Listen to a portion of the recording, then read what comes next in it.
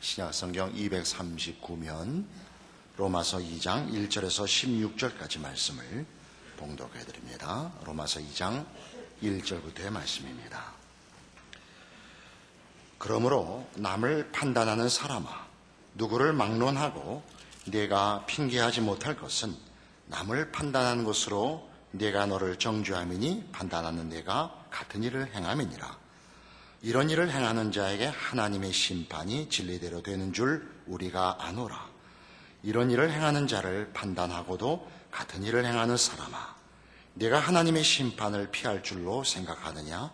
혹 네가 하나님의 인자하심이 너를 인도하여 회개하게 하심을 알지 못하여 그의 인자하심과 용납하심과 길이 참으심이 풍성함을 멸시하느냐? 다만 내 고집과 회개하지 아니한 마음을 따라 진노의 날 곧 하나님의 의로우신 심판이 나타나는 그날에 임할 진노를 내게 쌓는도다. 하나님께서 각 사람에게 그 행한 대로 보응하시되 참고 선을 행하여 영광과 존귀와 썩지 아니함을 구하는 자에게는 영생으로 하시고, 오직 당을 지어 진리를 따르지 아니하고 불의를 따르는 자에게는 진노와 분노로 하시리라.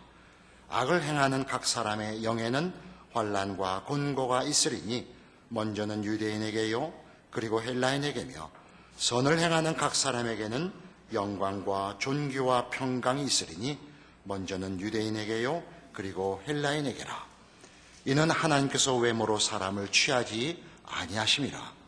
무릇 율법 없이 범죄한 자는 또한 율법 없이 망하고, 무릇 율법이 있고 범죄한 자는 율법으로 말미암아 심판을 받으리라. 하나님 앞에서는 율법을 듣는 자가 의인이 아니요 오직 율법을 행하는 자라야 의롭다 하심을 얻으리니, 율법 없는 이방인이 본성으로 율법의 일을 행할 때에는 이 사람은 율법이 없어도 자기가 자기에게 율법이 되나니, 이런 이들은 그 양심이 증거가 되어 그 생각들이 서로 혹은 고발하며 혹은 변명하며 그 마음에 새긴 율법의 행위를 나타내느니라. 곧 나의 복음에 이른 바와 같이 하나님이 예수 그리스도로 말미암아 사람들의 은밀한 것을 심판하시는 그날이라. 로마서는 이런 중요한 선언으로부터 출발합니다. 복음이란 무엇인가 하는 질문입니다. 내가 너희를 보기를 원하고 이 복음을 전하기를 원한다 하는 사도 바울의 그 소원은 무슨 이유 때문일까요? 이제 그의 복음에 대한 이해와 설명을 로마서를 따라 우리가 가보는 거죠. 복음은 모든 믿는 자에게 구원을 주시는 하나님의 능력이기 때문에 내가 이 복음을 전하러 너희에게 가기를 갈망한다. 하나님의 능력이 왜 필요한데요? 이제 1장 18절 이하에 있는 바와 같이 우리가 다 하나님의 진노 아래 있기 때문에 그것을 벗어나려면 이 구원, 하나님의 능력으로 말미암는 구원이 필요하다. 우리가 하나님의 진노 아래 있다고요? 그게 무슨 말씀입니까? 너희가 하나님의 피조물이나 하나님을 알지도 않고 하나님을 영화롭게도 하지 않고 하나님의 창조물로서의 책임과 명예를 저버리고 있다는 사실을 모르느냐? 너희는 하나님을 다른 우상으로 바꾸고 하나님의 피조물인 영광된 인간의 모습과 삶을 부패와 더러움으로 몰고 갔느니라. 그게 무슨 하나님의 심판입니까? 그것이야말로 하나님을 거절한 자에게 임한 하나님의 진노니라. 너희가 마음에 하나님 두기를 싫어하므로 하나님이 너희를 내버려 둔 것이니라. 1장 24절이었죠. 한번 확인할 필요 있습니다. 3번에 걸쳐 나옵니다. 그러므로 하나님께서 그들을 마음의 정욕대로 더러움에 내어버려 두셨고, 26절, 이 때문에 하나님께서 그들을 부끄러운 욕심에 내버려 두셨으며, 28절, 그들이 마음에 하나님 두기를 싫어하며 하나님께서 그들을 그 상실한 마음대로 내버려 두셨습니다. 그리하여 뭐가 일어났나요? 실제로 심판이 일어나고 있죠. 하나님을 거부하고 우리가 우리의 욕심과 우리의 소견대로 살기로 하자. 우리 모든 인류가 이제껏 경험하고 기록하여 남긴 역사가 왜 이렇게 고달픈지, 처참한지를 이유를 성경이 제시하고 있죠. 그래서 1장 마지막 절은 이렇게 됐습니다. 32절, 그들이 이 같은 일을 행하는 자는 사형에 해당한다고 하나님께서 정하심을 알고도, 선을 아는데 자기들만 행할 뿐 아니라 또한 그런 일을 행하는 자들은 옳다 하느니라. 그렇죠? 잘못인 거 아는데 이렇게 뒤에 붙입니다. 그러나 살아남으려면 그럴 수밖에 없어. 그럴 수밖에 없어. 우리가 저러면 안 되지만 저럴 수밖에 없어. 우리 다 그 일이 나에게 닥치기까지는 모두 정답을 알고 있지만 그 일이 닥치면 그 얘기 그럴 수밖에 없었어. 우리가 가진 소원과 욕심과 우리의 선택의 한계를 가장 적나라하게 보여주는 현실입니다. 그래서 이 장은 바로 그 문제를 다룹니다. 우리가 하나님의 진노 아래 있고 구원이 필요한 심판 속에 있다는 것은 바로 이것. 네가 모르고 잘못하는 일이 아니고 아는데 할 수가 없다는 사실이다. 오늘 본문이 해당합니다. 그러므로 남을 판단하는 사람아, 누구를 막론하고 네가 핑계하지 못할 것은 남을 판단하는 것으로 네가 너를 정죄함이니 판단하는 네가 같은 일을 행함이라. 그러니까 무엇이 옳은지 아는 것이 우리가 아니고 옳은 것을 행해야 그것이 우리의 옳음입니다. 선이 무엇인지를 아는 게 선한 것이 아니고 선을 행해야 선한 것입니다. 우리는 선을 행하지는 않고 다른 사람이 악을 행하는 데 대해서는 너무나 정확하게 판단하며 비난하며 심판합니다. 그러나 정작 선을 행하는 자는 아무도 없습니다. 앞으로 드러나겠지만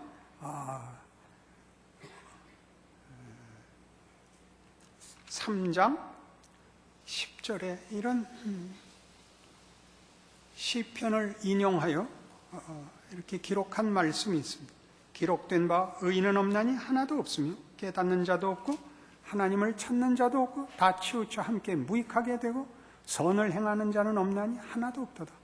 그들의 목구멍은 열린 무덤이 그 혀로는 속임을 일삼으며 그 입술에는 독사의 독이 있고 그 입에는 저주와 악독이 가득하고 그 발은 피 흘리는데 빠른지라. 파멸과 고생이 그 길에 있어 평강의 길을 알지 못하였고 그들의 눈앞에 하나님을 두려워함이 없느니라. 역사에 대한 증언입니다. 우리는 지금 그럴듯한 얼굴을 하고 앉았지만 여기에서 벗어나 있지 않습니다. 그러니 속지 말라, 핑계대지 말라라고 다그치는 겁니다. 몰아붙이는 겁니다. 복음의 필요성이 무슨 어떤 특정한 악인들, 특정한 종자들에게만 해당되는 것이 아니라 우리 인류 모두가 거기에 묶여있다. 왜? 하나님 없으면 거기는 부패와 왜곡과 더러움밖에 있을 수 없다. 하나님으로부터만 생명과 의미와 가치를 부여받는 피조물이면서 하나님으로부터 오는 은총을 거부하고 스스로를 채우려 하자. 남은 건 전기가 끊어진 냉장고가 됐다 이겁니다. 그 안에 들어있는 모든 음식이 부패할 수밖에 없게 된 것입니다.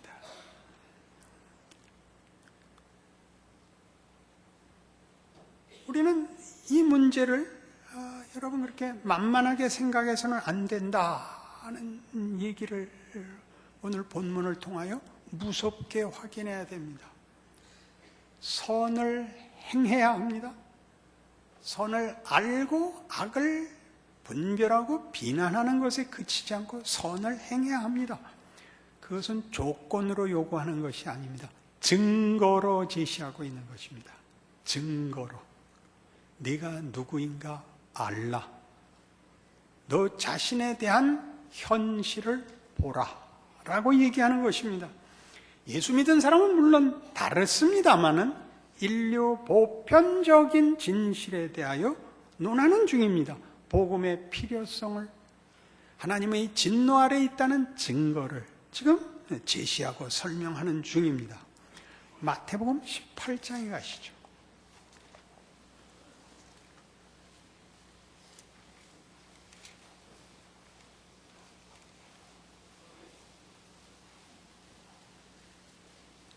(23절입니다)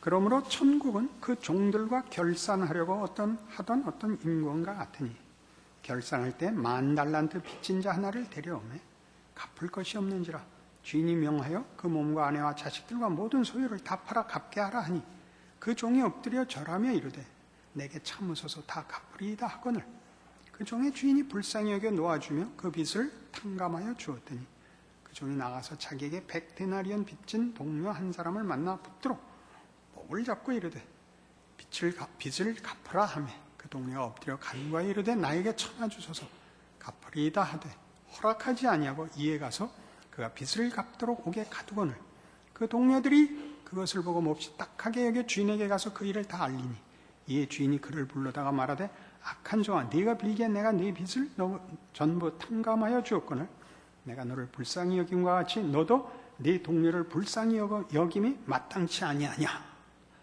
그래서 다시 옥에 잡아 가두는 이야기입니다. 용서를 받는다는 것은 용서를 할 은혜와 능력을 받는 것입니다. 용서를 받으면 용서를 할 이해와 능력이 생기는 것입니다. 용서를 하면 용서를 받는 게 아니라 용서를 받아야 비로소 용서할 수 있게 됩니다. 그 얘기를 하죠. 무엇이 선이고 무엇이 악인지를 아는 게 우리 스스로에게 선을 이루는 것이 아니라 하나님께 돌아와야 내가 비난했던 악에서 벗어나 선을 행할 수 있게 됩니다. 악한 자를 심판하고 정죄하고 격리하고 벌하고 선을 소리 높여 외치고 고백한다고 해서 되는 게 아니라 하나님께 돌아와야 선을 행할 수 있게 되고 비로소 악을 정죄하던 자리에서 자신의 선함으로 인하여 둘을 대비시킬 수 있게 됩니다. 그게 신자들의 현실에서의 책임이죠. 우열을 구별하고 옳고 그른 것을 구별하는 것이 아니라 인간이라는 존재의 가치가 뭔가, 얼마나 아름다운가를 세상 앞에 보일 수 있게 됩니다. 우린 그런 거 안 해가 그걸로는 너무나 가난한 것입니다. 우린 도둑질 안 해, 우리는 살인 안 해. 그렇게 해서는 우리는 아무것도 아닌 겁니다. 저들이 사망에 불과할 때 우리는 생명이고, 저들이 다만 싸울 때 우리는 사랑이며, 상대적인 무슨 비교를 하자는 게 아니라 다른 것임을, 그것이 복음이 우리에게 전하는 내용이라, 죽은 자리에서 생명과 생명의 위대함으로 가야 되는 그 열쇠라, 그 약속이라, 그 내용이라 이렇게 말하는 것입니다. 그러니 하나님을 거부하고 하나님께서 떨어져 있는, 단절되어 있는 자들의 잘못을 지금 추궁하는 것이 아니라 지적하며 복음의 필요성을 확인시키기 위하여 어느 하나도 하나님으로부터 독립된 자리에서는 자기에게 필요한 것을 채울 수 없다를 확인시키고 있습니다. 난 죄 짓지 않았다. 그러나 네가 선을 행할 수는 없지 않느냐. 네가 남이 뭘 잘못하고 뭘 잘했는지 아는 것이 네가 선을 만들고 있다는 증거는 아니니라. 선을 행하라. 선생님 제 기도할 때 눈 떴대요. 불과하다는 거죠. 이해가 확 오죠. 마태복음 25장에 가면 이 문제에 대하여 더 깊은 성경의 가르침을 배우게 됩니다. 14절 이하의 달란트 비유가 나오는데 24절에 이 한 달란트 받은 충성하지 않은 종, 꾸중받은 종의 얘기가 나옵니다. 한 달란트 받았던 자는 와서 이르되 주인이여 당신은 굳은 사람이라 심지 않은 데서 거두어 해치지 않은 데서 모으는 줄을 내가 알았으므로 두려워하여 나가서 당신의 달란트를 땅에 감추어 두었었나이다. 보소서 당신의 것을 가지셨나이다. 그 주인이 대답하여 이르되 악하고 게으른 종아 나는 심지 않은 데서 거두고 해치지 않은 데서 모으는 줄로 네가 알았느냐? 그러면 네가 마땅히 내 돈을 취리하는 자들에게나 맡겼다가 내가 돌아와서 내 원금과 이자를 받게 하였을 것이니라. 이 어려운 비유죠. 네가 내 원금을 잘 보관했다 돌려주는 것으로 네 할 일을 다 했다고 하는데, 그렇다면 은행이라도 넣어도 이자라도 얻게 해야 되지 않느냐. 이런 주인으로서의 추궁입니다. 당신은 굳은 사람이라 심지 않은 데서 거두고 해치지 않은 데서 모으는 자입니다. 해쳤다는 게 쏟아 부어야 이렇게 긁어 모으죠. 하나님이 쏟아 부어야, 주인이 쏟아 부어야 긁어 모을 것이며 심어야 결실을 할 것 아닌가.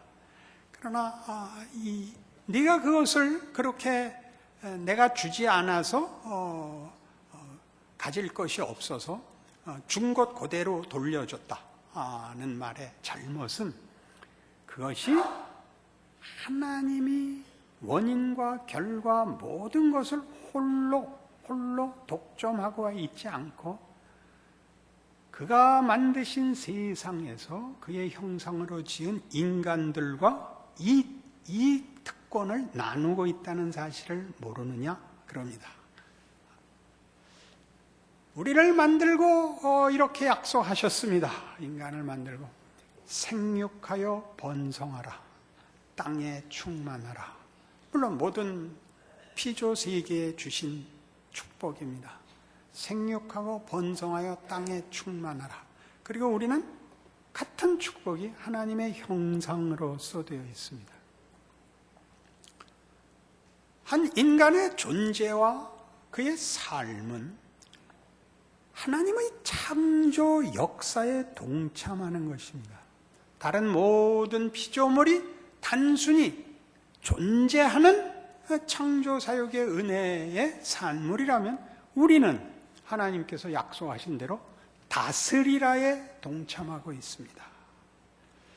다스려야 되는 자에 하나님께서 성경 내내 약속하시는 하나님의 기업, 그 기업을 이을 자로서의, 주인으로서의 동참입니다. 크며 분별하며 판단하며 결정하며 하나님의 성품과 성실하심과 그 기쁨에 동참되는 자로 부름받은 인생인 것입니다.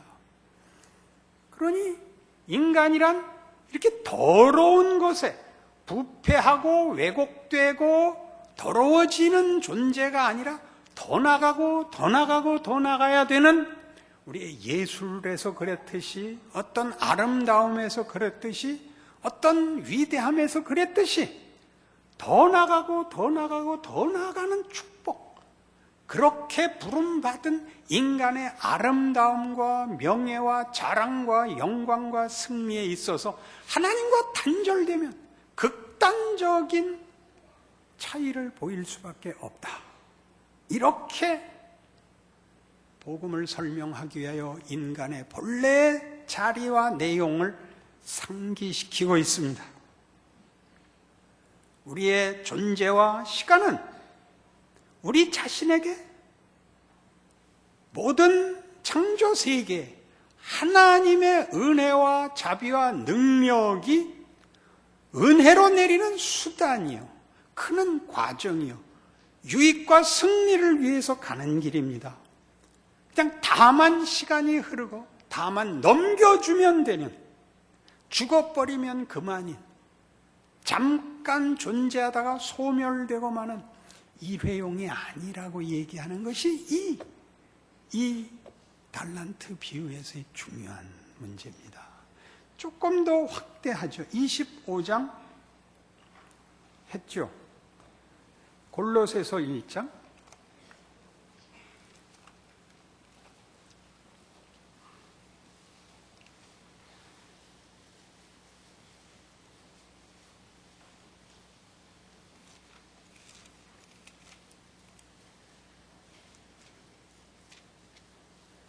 (16절부터) 오죠. 만물이 그에게서 창조되되 하늘과 땅에서 보이는 것들과 보이지 않는 것들과 혹은 왕권들이나 주권들이나 통치자들이나 권세들이나 만물이 다 그로 말미암고 그를 위하여 창조되었고 또한 그가 만물보다 먼저 계시고 만물이 그 안에 함께 섰느니라. 그는 몸인 교회의 머리시라. 그가 근본이시요 죽은 자들 가운데서 먼저 나신 이시니 이는 친히 만물의 으뜸이 되려 하시며 아버지께서는 모든 충만으로 예수 안에 거하게 하셨다고 합니다. 예수 그리스도의 성육신이 가지는 가장 위대한 부분 중에 하나, 하나님의 모든 충만이 우리와 방불한, 우리와 똑같은 한 육신을 가진 짧은 인생 속에 들어오실 수 있었다는 것. 그러니까 우리가 다만 아무것도 아닌 존재가 하나의 업적을 이루거나 하나의 유익을 나누거나 어쩌다 한번 의미 있는 일을 하는 정도가 아니라 우리가 이 막막하고 자책에 그리고 한계에 붙잡혀 있다고 생각하는 그 조건, 무한히 유한에 들어와 감당하신 그 시간과 공간의 제약을 받으시는 무한으로서 하나님의 충만을 담을 수 있었다고 하는 그런 존재임을 가르칩니다. 예수의 우심,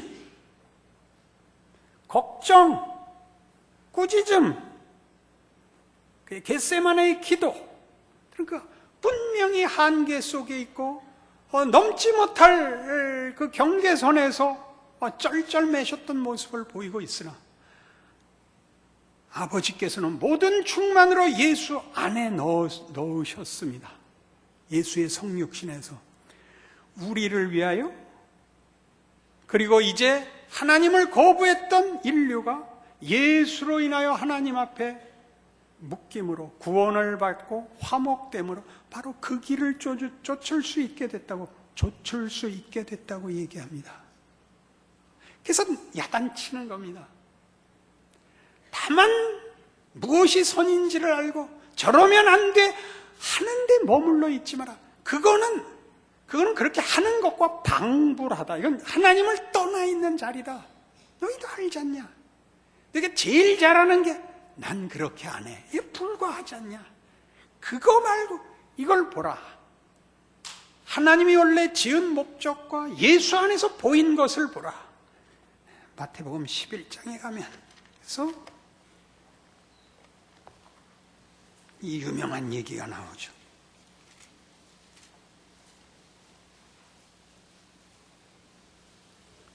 마태복음 11장 2절.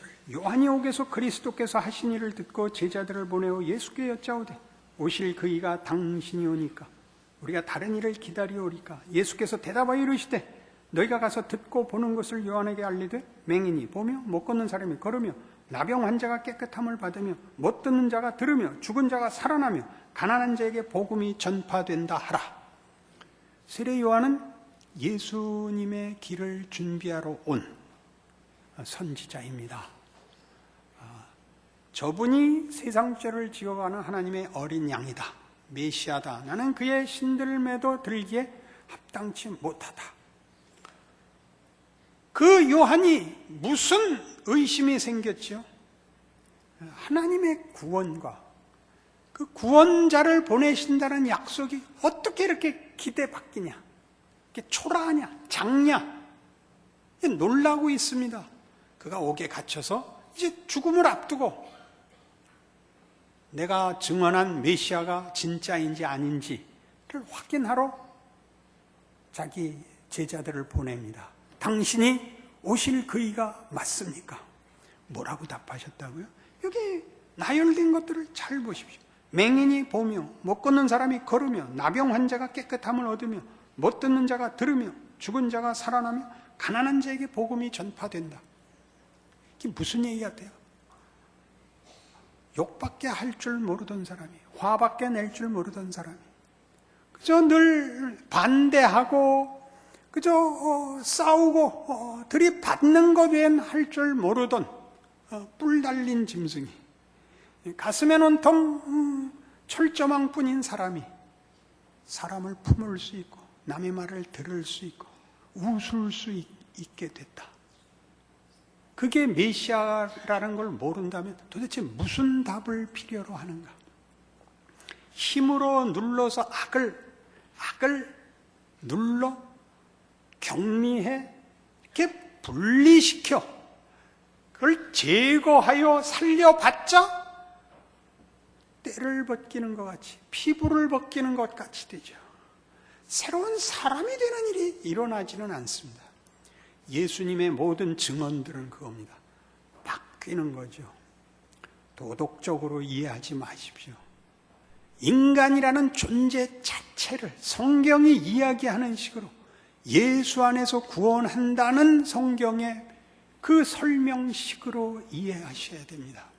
그래서 다그쳐 몰고 가는 것입니다. 몰고 가서 어떻게 하라고요? 회개하라고요. 너무 쉽게 여기서 넘어가는 바람에 이 로마서 2장, 3장 전반부까지, 그죠? 그래, 우린 이랬어. 이제부터는 그러지 말아야지로 한 사람의 결심과 선택의 문제가 되고 말았습니다. 그 얘기하는 중이 아니고 너희는 여기에서 예외인 사람이 없다로 몰아가는 겁니다. 그러면 그렇게 몰바에 그렇게 다그쳐서 아무도 여기에서 예외가 없다라고 몰바에는 그럼 다 죽이지 뭘 굳이 이렇게 깊은 자리까지 우리를 몰아붙이십니까? 이렇게 질문하려는 겁니다. 그러면 회개해야겠군요. 그렇게는 여기를 읽으면 안 됩니다. 이게 가장 중요한 부분입니다. 그렇게 읽으라고 한 게 아닙니다. 보세요. 이 얼마나 못난 짓이에요. 밤낮 싸움질만 하고 더럽기만 하고 이래서 되겠어요? 이런 말 하려고 나열하고 있지 않습니다. 아무도 거기서 벗어나지 못하고 있다. 아무도 예외가 없다. 다음에 유대인 다룰 거예요. 유대인 너희라고 예외가 아니다. 그럼 이 말은 왜 하는가? 마태복음 13장에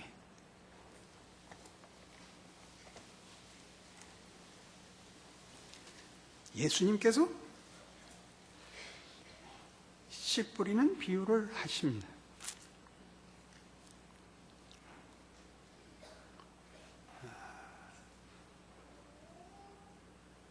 10절에 제자들이 예수께 나와 이르되 어째 그들에게 비유로 말씀하시나이까? 대답하여 이르시되 천국의 비밀을 아는 것이 너희에게는 허락되었으나 그들에게는 아니 되었나니 무릇 있는 자는 받아 넉넉하게 되되 없는 자는 그 있는 것도 빼앗기리라.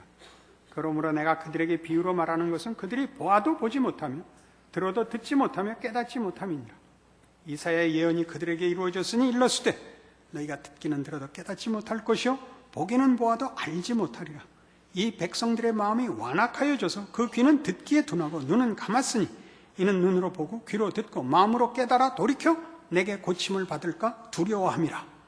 이사야의 예언을 인용하십니다. 왜 비유로 하십니까? 깨닫지 못하게 하려고 한다. 직역하면 그런 뜻입니다. 그게 말씀이 됩니까? 이건 원래 구약에서부터 예언된 것이니라. 내가 온 것은 깨닫지 못하게 하려고 온 것이니라. 들어도 모르고 보아도 깨닫지 못하게 하려고 온 것이니라. 성경의 수사법 중에 하나입니다. 역설법입니다. 깨닫지 못하게 하려고 올 필요는 없습니다. 깨닫지 못하면 내버려 두면 됩니다. 동일한 논리입니다. 왜 다그칩니까? 다른 답을 주기 위해서입니다. 보아도 못 보고 들어도 모르는 자를 위해서 올 필요는 없습니다. 그래, 그것을 전환시키고 변화를 주기 위해서만 오십니다. 뭘 변화시키죠? 보게 하려고, 듣게 하려고가 아니라 대조는 이겁니다. 하나님을 떠나 하나님을 찾을 수 없고 사사건건 거부밖에 할 수 없는 자에게 그들의 거스림에 나도 거슬러 내 고집을 관철할 것이다. 그렇게 말하는 것입니다. 하나님이 당신의 성실하신 물, 신실하신 의지를 관철하신 것이 복음이랍니다. 회개했다, 믿었다라는 것은 다 결과입니다.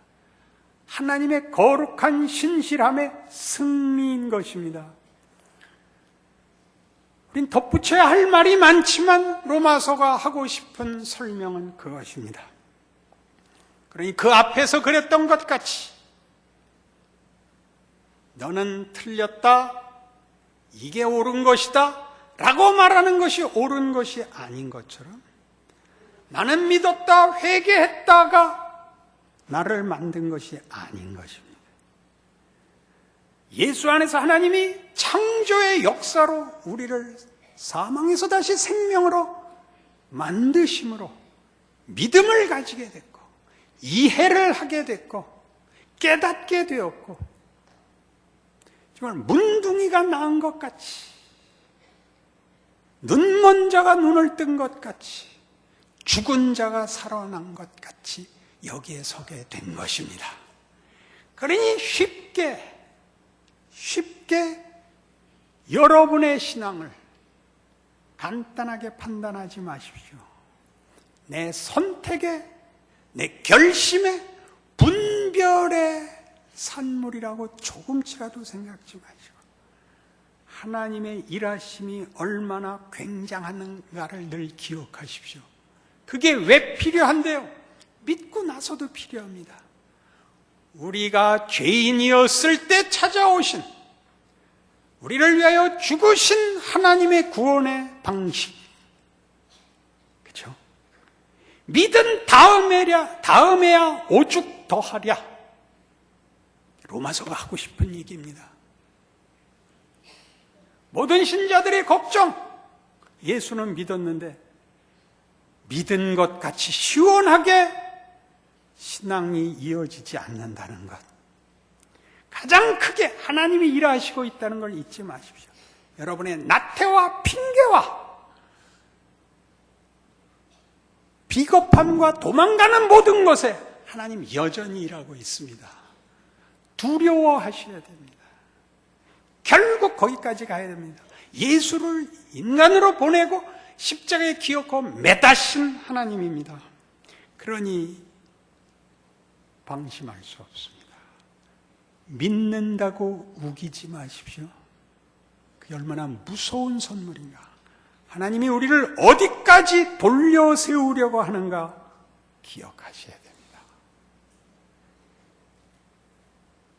죽어서 천국 가고 살아생전에 한 번씩 받는 어떤 요행 같은 것으로 갖고 계시지 말고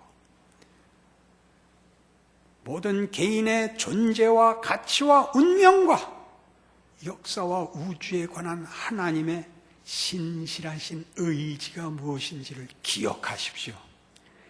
그러니 사도 바울이 내가 너희를 보기를 원한다는 빨리 구원을 받아라가 아니라 이 더러움에서 벗어나 하나님이 예수 안에서 이루신 이 참다운 영광에 동참하라. 너희의 인생으로 진정한 위대함과 승리를 걸어라. 내가 이 일에 어찌 조금이라도 지체하며 머뭇거릴 수 있더냐. 이 기쁘고 영광된 일을 빨리 가서 전하여 우리 빨리 위대한 하나님의 영광을 드러내는 참으로 감사한 인생을 살자. 그것이 그를 이렇게 불타게 하는 것입니다. 이해하시지 못했어도 이해해야만 된다. 아멘. 기도하십시다. 하나님 아버지, 예수를 믿고 하나님을 아버지라 부른다는 것은 놀라운 일입니다. 우리의 생각이 작아지고 그저 우리 하나 어떻게 이렇게 보호받는 것, 저 빨리빨리 살아 없어져 고생 없는 천국 가는 것, 그렇게 생각하지 말게 하시옵소서.